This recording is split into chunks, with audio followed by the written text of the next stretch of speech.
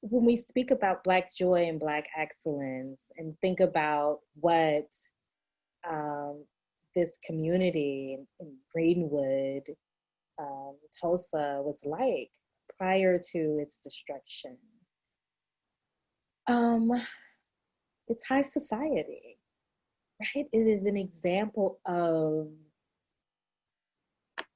so many wonderful things, and um, self-actualization, beginning with imagination and dreams, right? I feel like that is always where the story must begin for African Americans after slavery. This idea of imagination, of envisioning a world that is rooted in not only freedom and not only survival, but in thriving. And to me, that's what Greenwood represented, the best of what it meant for Black Americans to thrive after slavery, and surviving, or moving towards surviving Jim Crow, right? And so there is this imagination, this thinking about what a community could be.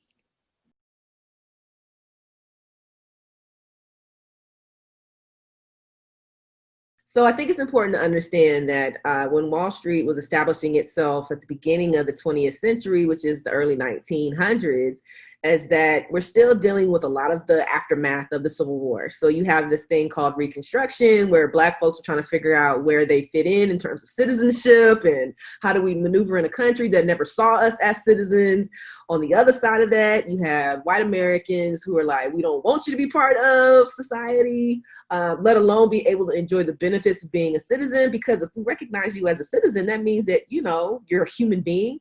Um, so on top of that, you did have groups of African American folks who decided that they wanted to establish a place of their own, a place where they could be recognized and appreciated and respected, most of all respected as not only just human beings, but also as productive American human beings. And I think this is important when I talk to my own students about this, is that Black Wall Street is a representation of what of pursuing the American dream means for African Americans, which means to establish a space all their own that's not dictated by the color of their skin, but rather by, to borrow from Dr. King, the content of their character. And being Black wasn't a detriment. It wasn't something that was a bad thing that hindered them. It was something that was celebrated. And one of the ways to do that, well, there's a couple of ways that that was going on. So in addition to establishing these dominantly Black communities and circles, you also had the rise of what we now know as historically Black colleges and universities, HBCUs.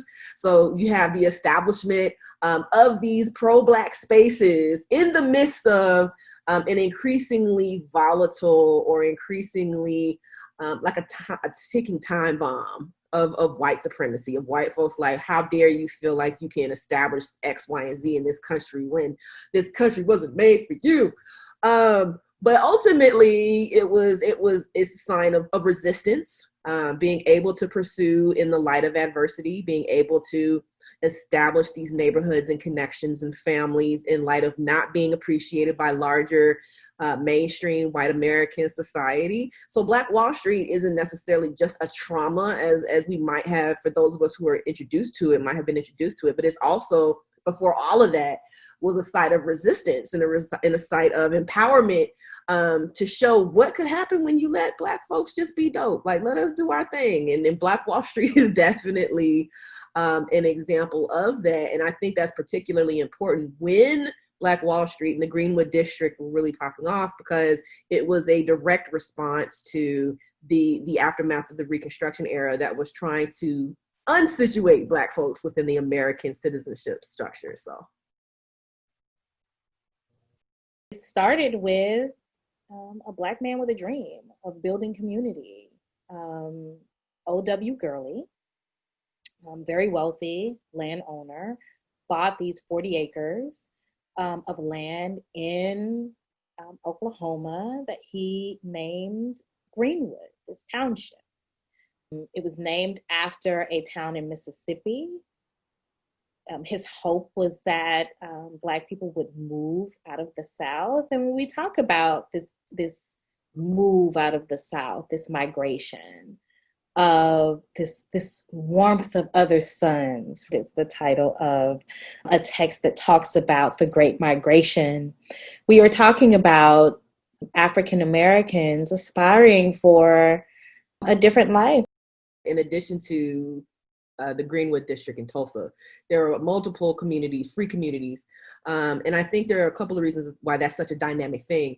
And part of that is the Greenwood district stands out because they were self-serving, self-preserving, which means that if you needed a pharmacy, they had one. If you needed a get a new dress for Sunday, they had one. If you needed to get on the train, they had it. And when I was able to go visit Tulsa back in March of this year, 2020, it was really fascinating to hear that Tulsa was the spot. It was the club. It was like, or Greenwood was the club. It was like, you need something to do on the weekend? Don't worry, we got you. We got the club. We got the jazz club. We have the jazz bands. We have, if you need to get clean, if you need to get you a bottle, whatever you need, we got it. And I think that's such a big thing, is because they didn't have to go through white folks to do it. There is this understanding that in order to, they pushed back against this idea that you had to have white folks to function, and to be able to go to a space where other folks look like you, that you didn't have to walk through the back end of the place to get something to eat, or you didn't have to follow all of these white folks only, Black folks only. And I think for me, that was probably what really, really pissed off the white folks in Tulsa, particularly W.T. Brady, okay, who was one of the main leaders who made the charge for the massacres. Was because they didn't need white folks. Like, if you think about that and how it doesn't seem like it's a big deal now, right? Because folks can kind of do what they want. But if you think about what's going on in the early 1900s and you're still in segregation, and there's this expectation that you treat white folks up here while you treat yourself down here, and then you go to an all-Black town that's like, don't even worry about all that. You can walk in the front door. Your money's accepted here. We're not trying to we're not trying to gyp you, so to speak. I mean, there probably were a couple of grifters in there, you know what I'm saying? But for the most part, they're not trying to gyp you because of the skin color of your skin. It's just because they're trying to hustle. But all of that to say, being able to be self-serving and independent of anything around, and only based on the businesses that are within your neighborhood, within your certain district, that's a really powerful sentiment. One that could either be, celebrated, which is what a lot of the Black folks did when they came to town and stayed, but also a challenge for the power networks that were in play. How do we keep this idea of whiteness as superior to everybody when we have the folks that we're using to show that white folks are superior doing their own thing? Black Wall Street is a reference to the entrepreneurial and economic character of the folk in Tulsa's historic Greenwood district. It is in many ways a misnomer, because it was not a financial or investment situation. It was more of a Black Main Street, and that these were business enterprises, often mom and pop type operations, small businesses, and a number of service providers like doctors, lawyers, accountants, pharmacists, dentists, etc. People don't know much about Black Wall Street, really. I think people know less than they think they know. Black Wall Street really is renowned primarily because of the concentration of Black folks with vision and perseverance and resilience at a time in which anti-Blackness was really at its apex in America more generally. So when people talk about Black Wall Street and the character of the Greenwood District in Tulsa, its destruction in the 1921 Tulsa Race Massacre, they don't understand that the community as a business community came back bigger, better than ever after the devastation of the massacre. In the same way that folks were migrating west to establish this idea of manifest destiny, being able to just take a piece of land and run it, that doesn't pay respect to the people who are, already living there and have already established that. Part of the reason I think a lot of these towns popped up in the Midwest is because it was right outside of the folks were part of the Confederacy. These were freedom territories, so to speak. The other part of it, is that they were willing to settle. Like we have to understand that in the 19th and early 20th century, trying to settle somewhere that wasn't in a city was a bit of a challenge. There were no moving trucks. There were no furniture stores where you could just pick up and be like, hey, I'm here. Let me go and pick up a couple of things. It was, you were literally starting from scratch. So a lot of these frontier towns, so to speak, were established as pivotal points for those who are continuing to go out west, but also an opportunity for folks to establish themselves in a way that allowed them to make a living, that wasn't necessarily directly violating a lot of the laws and decrees that were in place about what you could and could not do as a Black person living in America. The Tulsa's historic Greenwood district was founded by O.W. Gurley. O.W. Gurley at least gets the credit for founding the district. O.W. Gurley was a relatively wealthy Black man from Arkansas. He actually migrated to Oklahoma in the land run in 1889. He ultimately moved to Tulsa. He bought land in what is now the Greenwood district. He kept some of the land for himself and sold other parcels to African Americans. He established a number of businesses, including a grocery store and a hotel. After that first business in the Greenwood district, the district began to grow and to thrive. Now, folks came to Tulsa and to Oklahoma for a number of different reasons, not the least of which was Black folks, and this is another largely unknown facet of our history. Black folks are associated with the so-called 5 civilized tribes: Cherokees, the Muskogee Creeks, the Choctaws, the Chickasaws, and the Seminoles. Those tribes were forced out of the southeastern United States into Indian Territory, which is present-day Oklahoma, in the 1830s and 1840s. All 5 of the so-called 5 civilized tribes engaged in the practice of chattel slavery and had among them enslaved Africans. So a number of people of African ancestry migrated to Oklahoma with the 5 civilized tribes in the 1830s and 1840s. The other thing that is undertold is the legacy of boosterism.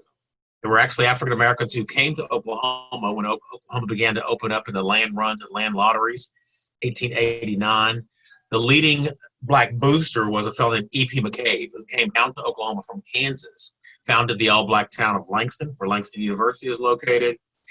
They began the process of working toward what he believed would be an all-Black state carved out of Oklahoma territory. He actually met with the United States President Benjamin Harrison in 1890. They talked about this concept. Legislation was introduced. It didn't materialize. But in the process, Oklahoma became kind of the home of all Black towns. Oklahoma historically has had more than 50 all Black towns, more than any other state in the United States. Tulsa was particularly interesting, not only because it's actually indigenous land. Like, we have to understand that there's that aspect of it.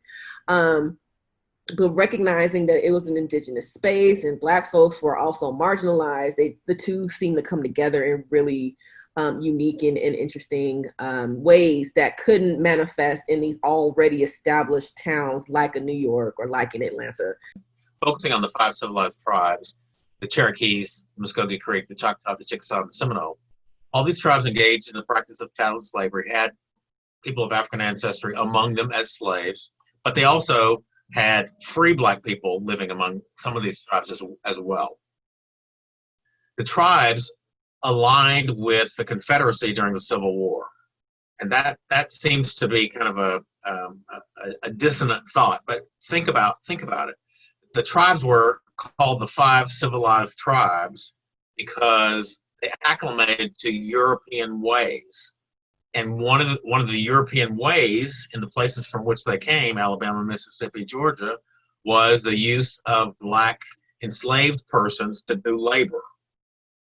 So that is the reason that the 5 tribes aligned with the Confederacy during the Civil War. Now, of course, the Confederacy lost the war. So as a result of that, post-Civil War, the 5 tribes executed treaties with the federal government. In all cases, excepting one, the Chickasaws, the tribes in those post-Civil War treaties agreed to not only free enslaved Africans among them, but to grant those Africans citizenship in the tribal nations. So as a result of that grant of citizenship among those tribal nations, these black folks who lived in those areas received land allotments when the tribal land mass was broken up in the late 19th century, early 20th century. The so-called Dawes Commission was a commission that was convened by the federal government to come down, survey the tribes, do a census of the tribes, and allot individual tribal members land, sometimes 60 acres, sometimes more. So black folks living among the tribes got land, unlike black folks generally in the United States who were freed after the Civil War. We talk about the promise of 40 acres and a mule, which was never forthcoming. Black folks living in Oklahoma, what is now Oklahoma, among the 5 tribes, after they got citizenship, they did in fact get land. So they had sort of a leg up on a number of other African Americans throughout the United States who did not get land after the Civil War. When I think about Black joy, we have to connect that to safety, right? And Greenwood created a safe space for Black people to, they believed, not have to wonder or worry about what was happening in the outside world, where they could live in their success and maybe even in some instances their excess and not have to worry about it being taken from them because they believed it was theirs. They owned the land. They built the movie theaters. They owned the planes that they were flying in and out of Greenwood with.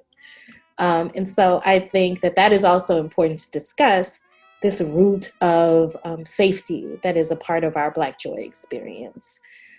So how do we establish that? So that's one of the reasons that Greenwood is particularly dynamic, is that even within this microcosm of a white experience, it was all Black everything, and proudly all Black everything. Black suppliers, Black buyers, Black business owners, Black dressmakers, Black hairstylists. You know what I'm saying? You didn't have to worry about if they knew how to do your hair, or if they wanted to do your hair. You were like, don't worry, I got you, because Greenwood had it all. So in the district, you could find all manner of businesses. Again, they were mostly mom and pop type operations, small businesses, dance halls, pool halls, haberdasheries, cleaners, laundries, restaurants, grocery stores, movie theater, garages, hotels, really all manner of businesses, really very much like a main street, a Black main street in this community that is a part of the city of Tulsa. It's important to understand that the Greenwood community existed, particularly as a business community, because it had to, because of segregation, because Black folks were not able to engage in the regular economy across the Frisco tracts just to the south. So they created their own insular economy, a concentration of Black businesses in the Greenwood district. And even folks who worked outside the community, for example, women who were domestics in white homes. Yes, they worked outside the community, but they brought that money back home to the Greenwood district and spent it on groceries and restaurants and getting their hair done and such. So it really bolstered the financial foundation of this Black business community. Amazing that was for African Americans who, again, traveled out of slavery with nothing and who had lived in shacks and one rooms and in the worst conditions anyone can imagine, to now be able to build and pull together to create homes, creating homes where people could then focus on establishing families, right? Establishing communities. And so in many ways, we never link the idea of land ownership and business ownership to how we build families and communities, but this is how it's done. Movie theaters, right? In the greater Tulsa area, there were not movie theaters, but in this small Black town, there was this fantastic state-of-the-art movie theater built by Black hands, right? Everything in this community was built by and for the Black people who lived in that community. And I can't help but think about the amount of joy, the amount of pride that one must have felt to be able to experience that for us, by us, at the grandest capacity.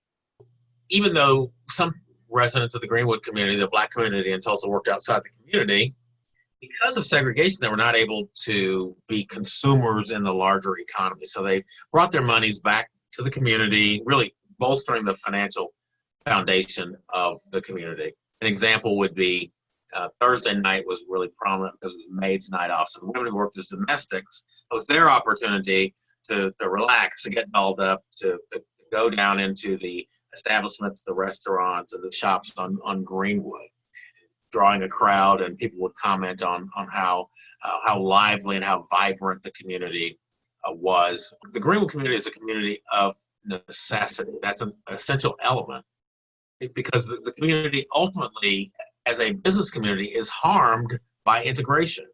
That seems counterintuitive because Black people are fighting for integration, fighting for the opportunity to engage with the larger economy. But it comes at a cost, and that cost is the undermining of the insular Black economy that existed, a segregated community. So the most prominent school in the Greenwood community is Booker T. Washington High School, which was founded in 1913. By the way, it's still a great high school today. It's a magnet school. It is arguably the best public high school in the state of Oklahoma. And Booker T in the 1970s was targeted as an opportunity to voluntarily integrate. Principal Booker T. Washington is a notable kind of icon in the Black Wall Street lore. E.W. Woods. E.W. Woods was a man who lived in Memphis, and he saw a bulletin or a circular that called for colored teachers to come to Oklahoma and to Tulsa. Colored being the word of choice prior to Negro and the other terms that we use. So Mr. Woods saw this bulletin. He thought, maybe there's a great opportunity for me awaiting in Tulsa. So he literally walked from Memphis to Tulsa. He was appointed principal at Booker T. 1913. He served in that role for 35 years. And when he died, 1948, his funeral services were held at Tulsa Convention Hall, because it was the only place large enough to accommodate the people who wanted to pay tribute to him, both Black and white. The white press called him the quintessential Tulsan, or the model Tulsan, for his incredible role in education. One of his favorite sayings to his high school students, his teenagers at Booker T, was, "You're as good as 99% of the people and better than the rest." So his message was one of self-esteem. Don't arrogate yourself and think you're better than everybody, but certainly don't think you're less than anybody. And that's an important message, think about it, for a Black child growing up in 1913 or 14 or 15 or 1930 or 40 or, 2020. I remember growing up and very similar, and I always use Zora Neale Hurston as an example. Zora Neale Hurston grew up in this all-Black town, and how it really oriented her and centered her. I had that same opportunity, spending a lot of time as a child in this, Black farming community in Southwest Louisiana. I think that is important to teach about places like Greenwood, about places like Rosewood, about, all of these communities that Black people built, Freedmantown here in Houston, because first of all, it's a part of American history. And if we are ever going to reach the promise of what this nation continues to tell us that it is, then we have to be willing to be honest about every aspect, every part. And that includes seeing Black people and their experiences outside of pathology, right? Outside of these prejudices, these ideas that we've adopted about who Black people can be and even who they were. I've had many conversations with my students who really cringe at talking about slavery and Jim Crow and all of the things that African Americans have experienced as part of the American story. And I remind them that the shame is not theirs, right? That our story is just as great as African Americans as any indigenous story throughout the world of a people who have overcome adversity, overcome hardship, and are still here able to survive and thrive. And I think it is also important, as we document this survival, to show what it was like, this adopting of resilience, this adoption of imagination, this building a new world, of what it looked like when Black people got it right. Because so many times more than we ever acknowledge, or even for young folks ever imagine, Black folks got it incredibly right in this country.